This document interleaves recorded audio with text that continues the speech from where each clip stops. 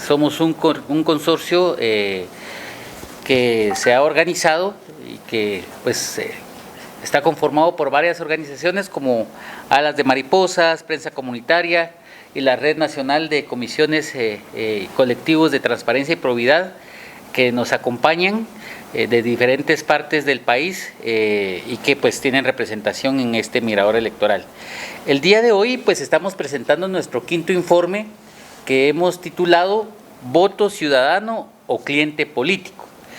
Es una pregunta que se hace porque realmente por la práctica tan extendida que existe sobre el clientelismo político, sobre la compra de votos, es importante analizar cuál ha sido la evolución de esta práctica durante el presente proceso electoral 2023.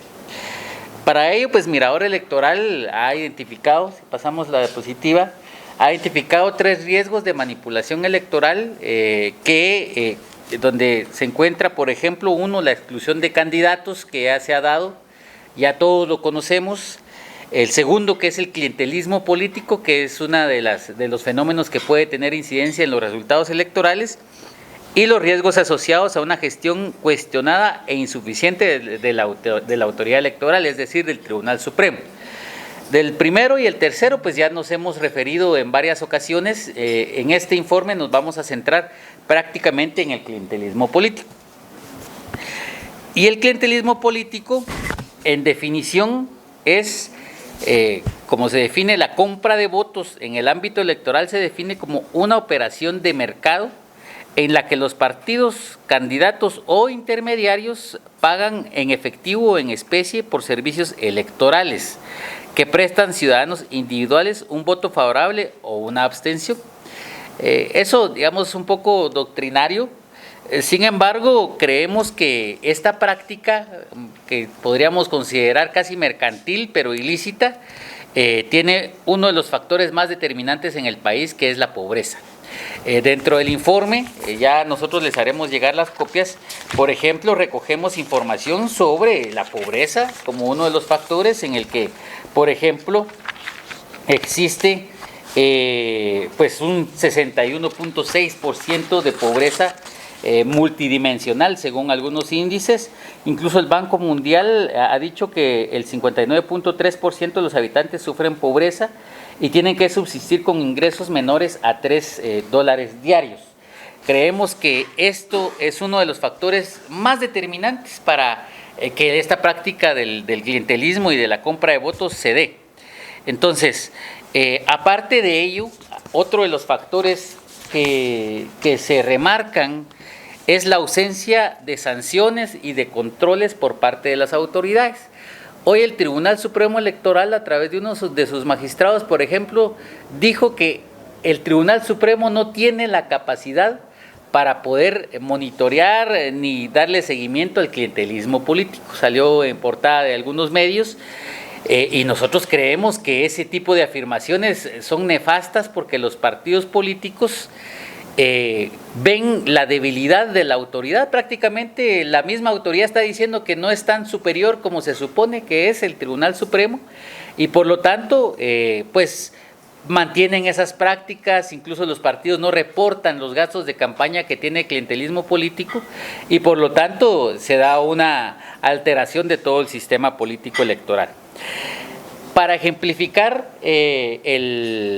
la práctica, nosotros pasamos a hacer un estudio que es sobre percepción ciudadana, sobre la compra de votos y el clientelismo político en las elecciones generales 2023.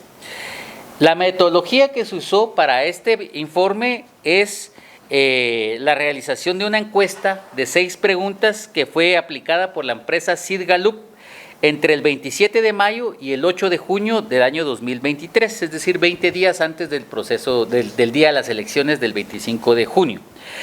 El diseño de la muestra tomó en cuenta la realización de 1000 encuestas a nivel nacional a personas, en sus casas. Los encuestadores llegaron y preguntaron cara a cara Pues el nivel de confianza de este estudio es del 95%, digamos, tiene un margen de error muy mínimo, y que estos datos pues reflejan lo que percibe la gente. Hay preguntas que son de percepción, qué es lo que conoce, qué es lo que ha visto, qué es lo que ha oído, y también preguntas directas, y ahorita vamos a hacer el contraste de los resultados. Entonces, lo primero que se le preguntó a los ciudadanos fue el conocimiento sobre dádivas y favores a cambio de votos. Entonces se les preguntó, durante la campaña electoral del 2023, ¿vio o se enteró de políticos o gente de los partidos que repartieron dádivas o favores en su comunidad a cambio del voto? Y en esa tabla podemos observar por hombre, por mujer y por edades, que más de la mitad de la gente sí tiene conocimiento de la entrega, al menos de su comunidad, y remarco esa parte de su comunidad, de que se entregan favores y regalos, dádivas dentro de su comunidad. Quizá el dato más relevante es que el 59% de las personas de 18 a 24 años opinó que sí conoce de este tipo de prácticas. De 25 a 39 años es el 45% y de más de 40 años es el 47%. Es importante resaltar en la siguiente diapositiva que esta pregunta abarca la opinión sobre el fenómeno en la comunidad de la persona, es decir, ellos conocen de que en su comunidad se están dando este tipo de prácticas. En contraste, es lo que sucede cuando le preguntan a la gente si existe violencia en el país, todos van a decir que sí, pero al momento que se le pregunte, ¿usted ha sufrido violencia?, van a decir que no. Lo mismo sucede aquí, la gente no acepta directamente que ha recibido. Entonces, por ejemplo, el contraste con la pregunta anterior es, ¿usted ha recibido dádivas o favores de algún político o candidato durante la presente campaña electoral? Y los resultados son que solamente el 10% aceptó haber recibido regalos o dádivas en el presente proceso electoral. Estos resultados muestran que mientras el 59% de personas entre 18 a 24 años reportaron conocer sobre dádivas en su comunidad, solamente el 10% lo aceptaron a nivel individual como una experiencia personal. Creo que esto es importante remarcarlo. Nosotros en el año 2012 hicimos un estudio similar en el que se mostraban casi los mismos resultados, es decir, hay una correlación de realidad que ha evolucionado. Y en el 2012, por ejemplo, el 37.2% de los encuestados reportó esta práctica en sus vecindarios, y únicamente el 4.4% de los encuestados admitió haber recibido esas dádivas o favores. Es decir, en estos 11 años que han pasado desde el 2012 que se hizo el estudio, más del 22% reconoció la entrega de dádivas en su comunidad y más del 6% también reconoció haber recibido. Es decir, hay un crecimiento del fenómeno en los 11 años que han pasado. Es decir, es una práctica que se ha mantenido y ha evolucionado. La otra pregunta del estudio es la influencia de dádivas y favores en el voto ciudadano. Entonces se les preguntó a las personas, en escala de 1 a 5, ¿cuánto cree usted que la recepción de dádivas influye en el voto ciudadano? Y aquí, siendo 1 nada y 5 mucho, prácticamente el 46% de los consultados opina que las dádivas y favores sí influyen en el voto ciudadano. Y que esta influencia tiene más repercusión en las personas de 18 a 39 años y que la influencia aumenta conforme el nivel educativo de los informantes. Es decir, este número creo que es determinante porque la gente sí cree, al menos en un 46%, que es un porcentaje alto, es decir, casi 5 de cada 10 personas opina que sí influye en el voto. Eso es algo determinante para los resultados electorales. También se preguntó qué tipo de dádivas o regalos se entregan o qué tipo de bienes, y podemos ver en la gráfica que lo que más se entregó fueron alimentos. El 61% de las personas opinó que se entregan alimentos, después el 28% dinero, después el 21% láminas, tinacos, material de construcción, bonos de ayuda social el 7%, ropa, electrodomésticos, vivienda o arreglo de vivienda ya en un porcentaje mucho menor. Esto demuestra que, digamos, esa hipótesis de que la pobreza y las necesidades básicas de las personas son determinantes para el clientelismo político, y claro que sí, porque lo que más entregan los partidos y lo que más recibe la gente, o en su percepción, son alimentos y dinero. Es decir, si hay una correlación entre pobreza y clientelismo y compra de votos. Ahora, ¿qué partidos ofrecieron estas dádivas y regalos durante la campaña electoral? Según la encuesta, el 28% opinó que el partido Vamos, de ahí el partido de la UNE, seguido en menor porcentaje por Valor, Cabal, Todos, Victoria y así en general todos los partidos. Hay que hacer notar que esto es una práctica generalizada en todos los partidos.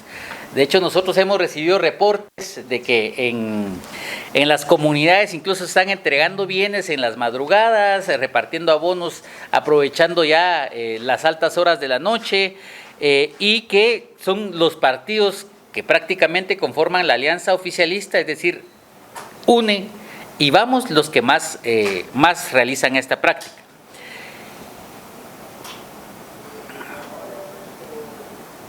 Y para terminar, los principales hallazgos de la encuesta, que es el resumen de todo, en la última diapositiva, es que el 46% de los ciudadanos opina que las dádivas sí influyen en el voto ciudadano. Quienes creen que más influencia tienen estas dádivas son las personas de 18 a 39 años.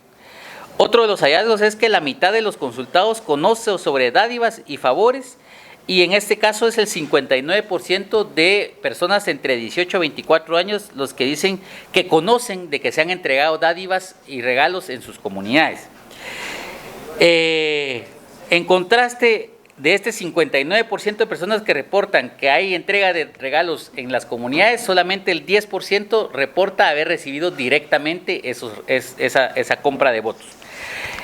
Las dádivas más reconocidas fueron principalmente alimentos, un 61%, dinero con un 28%, material de construcción con un 21%, y que esto se dio generalizado tanto en el área metropolitana, en el centro de Guatemala, como en todas las regiones en el país. Y los partidos de los que más se conoce participaron en este tipo de actividades fueron el partido Vamos con un 28%, el partido UNE con un 24%, el partido Valor con un 9%, Cabal con el mismo porcentaje, el partido Todos con un 6% y el partido Victoria con un 5%. Entonces, ese es el resultado de la encuesta nacional que se realizó para poder evaluar el fenómeno del clientelismo y la compra de votos, y pues con eso pues terminamos la conferencia de prensa. No sé si hay alguna pregunta o algún comentario por parte de la prensa. Sí. No sé si tienen algún comentario ustedes. No, y lo que más preocupa es la situación del Tribunal Supremo Electoral, ¿verdad? En función de la debilidad institucional y reconociendo que no tiene la capacidad. Pareciera que fuera un nido de ratas, pero muchas ratas, y un gato queriendo hacer algo, ¿verdad? Y se le van a escapar. Entonces, ¿eso qué implica para la ciudadanía, verdad? Y nosotros desde Mirador Electoral, pues, hacer ese llamado al fortalecimiento institucional de la labor de fiscalización del Tribunal Supremo Electoral ante estas elecciones. Es el ente garante y debiese precisamente eso, ¿verdad? De ser garante del cumplimiento de la ley electoral y de partidos políticos que establece claramente el clientelismo dentro de los pues delitos electorales, ¿verdad? Entonces, sí hacemos público, ¿verdad? Este informe que demuestra la percepción de la ciudadanía en torno a la influencia que tiene el clientelismo político en el voto ciudadano.